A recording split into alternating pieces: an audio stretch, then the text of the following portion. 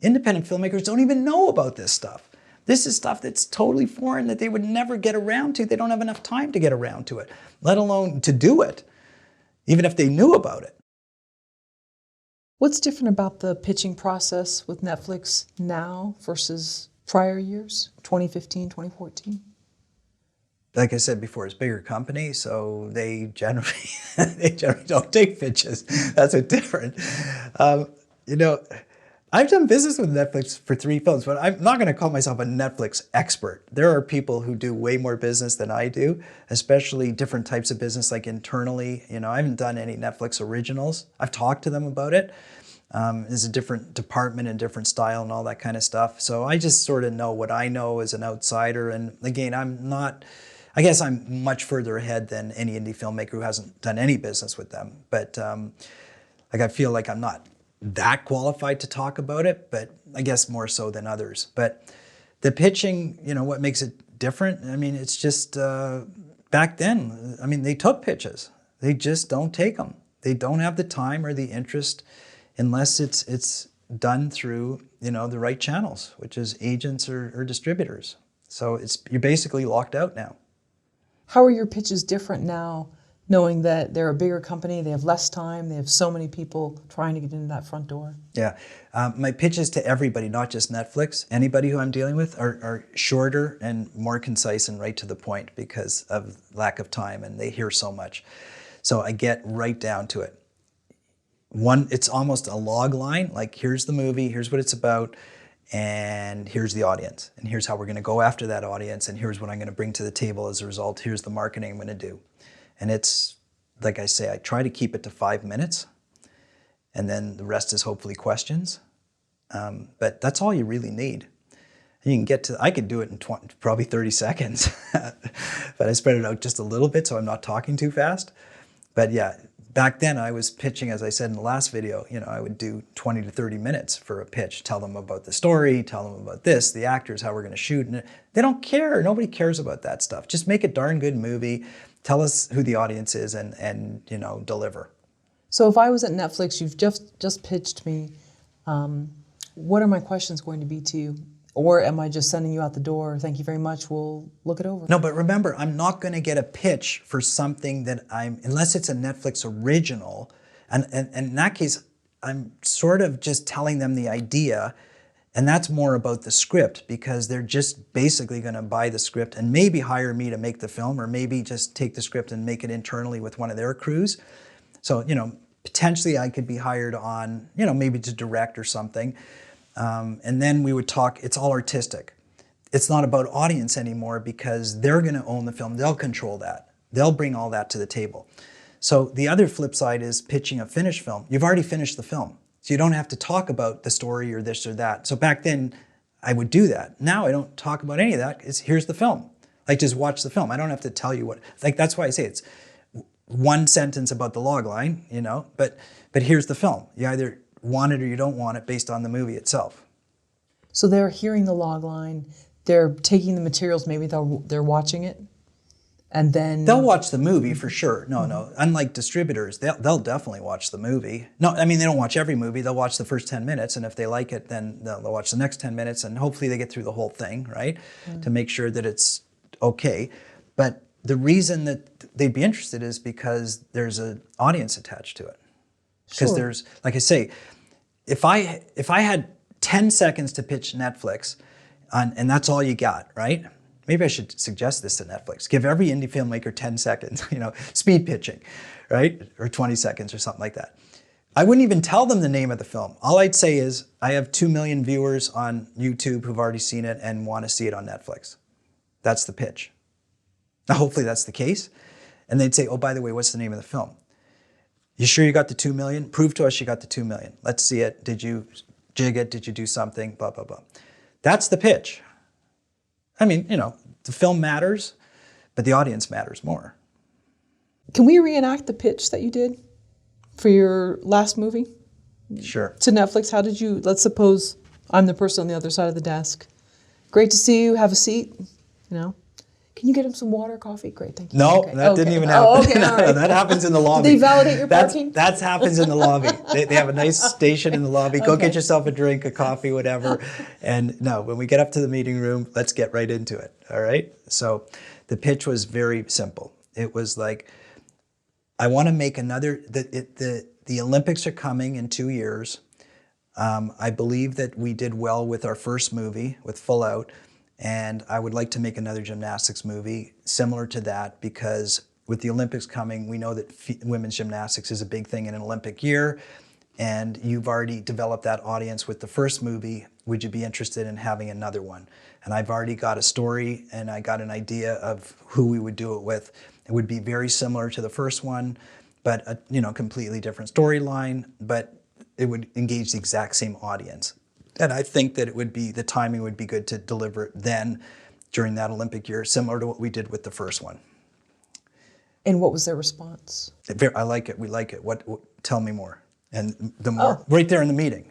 Okay. The answer was, yeah, that's a good idea. Okay, what are you thinking? I'm thinking we should do this storyline. Again, a minute. I've got this gymnast, who did this, da-da-da-da-da, and I think it'd make a really good story. And instead of doing hip-hop dancing, I want to do break dancing in this one. So similar type of thing with two characters that meet, but let's go into the break world because it's really cool these days and the music is really good, and I think that'll resonate. Okay, great idea. When do you want to shoot it? Blah, blah, blah. I'm going to shoot it then. When would you deliver? Okay, we would need it by this time. And then the number. Then how much would you be willing to pay?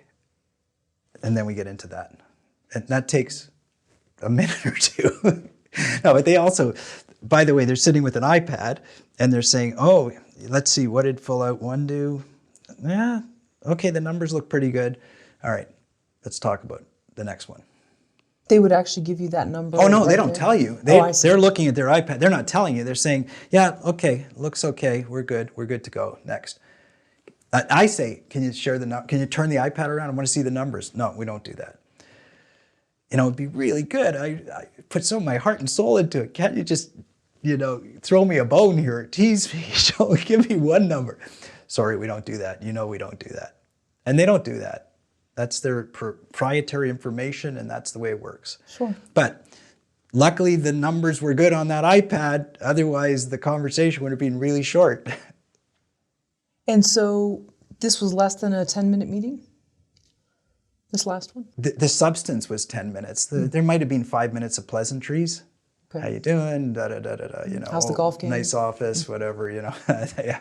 But yeah, it took about 10 minutes. But there was one other piece of business in that movie because I was wanting to do a renewal on the first one too. It was coming up for renewal, and so we were talking about both the renewal and the next one. I see. Okay. Yeah, and the numbers were good, so both happened: the renewal and the new one. So that works in your favor, obviously. So you go in there with good numbers and then you pitch them something else. It's everything. If the numbers aren't good, it's over. Right. It's over before it starts. Yeah, I mean, there's nothing to talk about. Okay. I mean, getting the first one's the tough one because you don't have any numbers. The second one, if your numbers are good, it's a real easy meeting. And if your numbers are bad, it's a very tough meeting. You got to explain why your numbers are going to be better the next time around, if they're even interested to hear it. But the subject matter is super niche. I know that audience really well. I've done tons of marketing to it. They know I'm connected to it. They know that I know how to get to that audience and create viewership there. So, because I've already done the marketing, and now even more so, we're gonna and I explained what we're gonna do in addition to this with the dance world that we didn't do last time. So that's music to their ears, and hopefully it works, and hopefully they get new subscribers as a result of it. I mean, I want them to be successful because if they're successful, then hopefully they greenlight something else I'm going to do. And that's just supporting their efforts. How are you sharing your ideas for marketing the film that you're pitching? So with Netflix or with everybody? I mean, let's say... for this case, yeah, Netflix. Oh, I'm telling them straight up. I'm saying, okay, we're going to start with the gymnastics, the USA Gymnastics, which is their network of all the gyms across the United States and the coaches. So we're going to get an endorsement from them. I had a Special Olympian in there, so we're going to, Special Olympics. We're getting their endorsement, meaning they'll put the message out to all of their athletes and families, of which they have many. I'm dealing with the dance magazine and dance world, so there's all kinds of tons of dance clubs and studios, and so I'm advertising through them. I'm doing both paid advertising and social media, and then we're doing a whole bunch of web-based stuff with one of our key dancers. So the main break dancer in the movie is a world-renowned break dancer, and so she did interactive stuff that we had all pre-planned as part of the promotion. And so they don't know anything about the breaking world. I didn't know much about it either. I learned about it, obviously. But so as I explained it to them, and they looked up, who this is and what these communities are and how to get to them and everything like that. And, that's probably a good audience for them. And they probably have a lot of that audience already. But, it's interesting for them to hear about it. So these are things that, you're explaining, not in a ton of detail, just enough to, tweak their interest and make them see that you're going to do some hard work and really try to engage an audience. And that's for everybody's benefit. It's primarily for the benefit of my movie because I want audience on it. By the way, this is before they say yes, right? So I'm doing this anyways, regardless of whether they say yes. I'm doing it because I want to be successful with my movie. So if they don't say yes, maybe I take it to Apple TV and pitch them the same thing, or to, to Hulu or something like that, which by the way I did. So, because you're waiting 6 weeks, you're not sitting there with your thumb up your butt waiting for an answer. You're pitching everybody because you hope that somebody comes through and you hope it's the one you want. But it's kind of like applying for lack of a better example, college. You don't apply to one. You apply to one, that's a disaster unless you're pretty darn sure you're going to get in. You apply to 10, or, and you hope that, you're just hedging your bets a little bit. So the log line is equally important as how you'll market to your audience and who your audience is? It sounds like neither is more important than the other. You've got to have both when you The log line is just for pitching. Everybody on their platform doesn't put just a log line, they put a synopsis. You go into Netflix and you see a 3 or 4 sentence synopsis on every film. So the log line is just when you're pitching. It's what people call the elevator pitch thing. You got 3 floors in an elevator and you better get it out quickly. So you just get a log line in there that sort of captures what the movie's about. And then as soon as you capture their attention, then they might ask you more details and you can go into a little bit more detail. But I find that filmmakers, the big mistake they make in pitching, and they do this all the time when I'm consulting with them, is they talk way too much about the story. We all know story elements, we get it, we know genres. I know pretty well all of them. So just tell me the details, because I say to them, this is the irony. So they're paying me for their time. They might book an hour, right? And they're paying for that. And they start going into the story and I say, no, let me stop you for a second. I don't want you wasting your time, your paid time, telling me your story. I get it. I get the audience, I get who you're talking about. I don't need the details of the story. I'm sure it's great, I'm sure it's unique. Let's get into the substantive stuff, which is the marketing and the distribution and all that kind of stuff. Because don't take 20 minutes to tell me your story, because they would otherwise. Because they're so engaged in their story. And it's not about the story. It's obviously at the end of the day when you make the movie, it's about the story, but it's not about the story at that stage. That's why I was wondering is how important, it sounds like then the synopsis or logline, whatever it is you're going off to pitch them, is equally important as who's your demographic, how are you getting to them? Well, think about it. Like you're sitting there, you're a Netflix buyer, right? I'm saying to you, I'm going after the dance world and the gymnastics world. Okay, as long as I have a decent story where there's characters and character arcs and development and everything like that, the question they need to ask is, how many dance routines am I going to have? How many gymnastics routines am I going to have?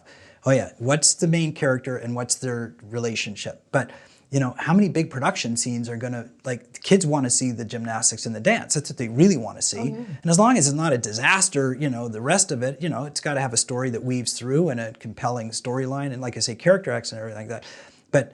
But if you have all that and you don't have good production, you don't have any dance sequences or gymnastics competitions or something like that, it's not going to be a good movie for that audience.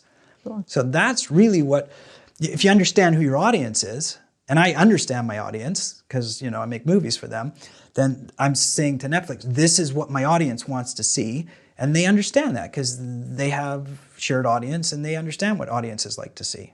Fame, Now- the TV show Fame. Yeah, for sure. All of the dance routines interwoven they with had, the they had troubles. cheer. They had cheer on there. The cheer was the series that they did about cheerleading, so they understand that market really well.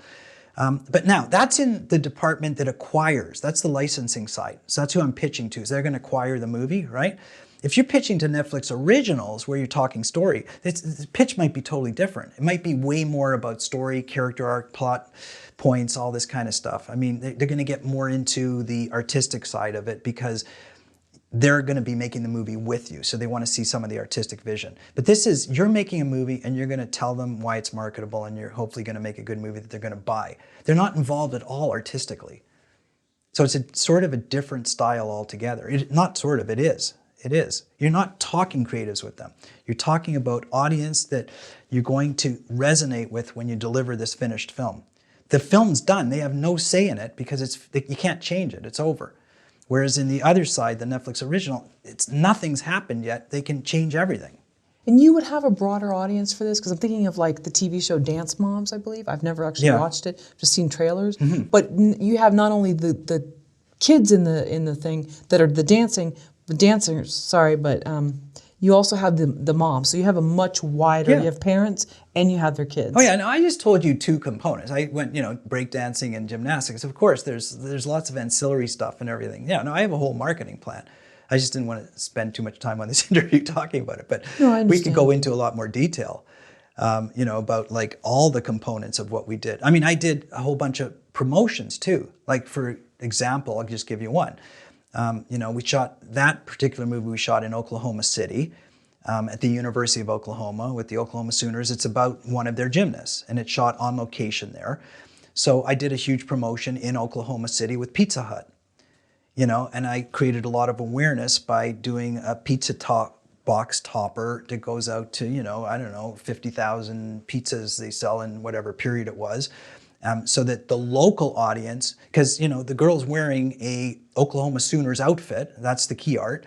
So everybody in Oklahoma City knows who the Sooners are. You might not know, but everybody there does. From seeing your movie, yeah. Okay, so that's local stuff. Yeah. I mean, we also did lots of television, publicity spots there. We got a lot of ads, not ads, but we got a lot of spots on local editorial.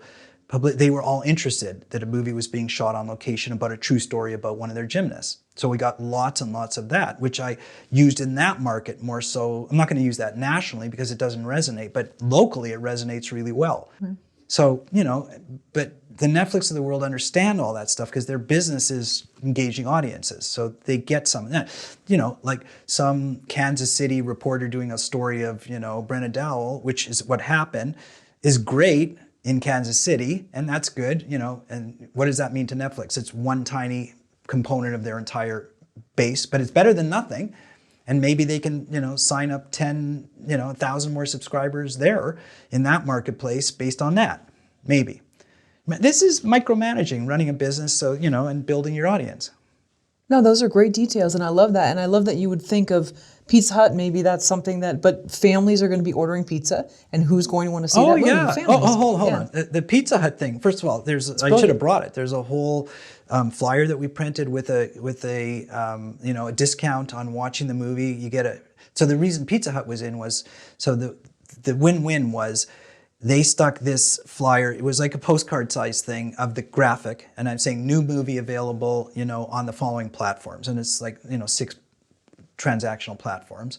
And then the flip side is special promotion from Pizza Hut, 50% off in this market with this pizza, and here's the code. And you stick it in and you get it for 30 days. You can watch the movie for half price with the purchase of this pizza. So it's a win-win. But hold on, that was just one, that's one promotion. I do tons of those, and Pizza Hut was just one of there's 10 pizza chains. So I pitched like 5 of them, not just Pizza Hut.